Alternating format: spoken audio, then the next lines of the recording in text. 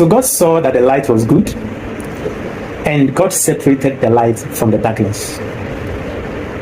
In the previous video, I already spoke about the conscience and why it leads us towards light and not darkness. And I mentioned that light is where God built us to find safety.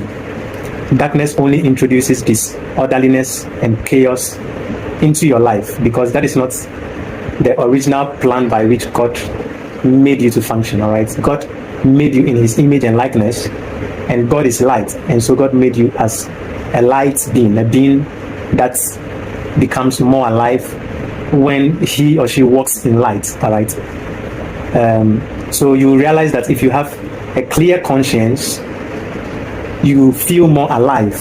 That is the language of God in you, pinpointing to you that the light is your home. All right, the light is where you feel at peace. The light is where you feel joyful.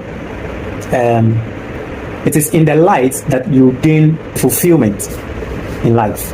Okay, so if the Bible is not saying God saw that the light was good, and then God separated the light from the darkness, it's teaching us that as human beings, we must learn not to mix the light with the darkness as well. It means in our lives, we must be conscious of separating ourselves from darkness, since we are light beings.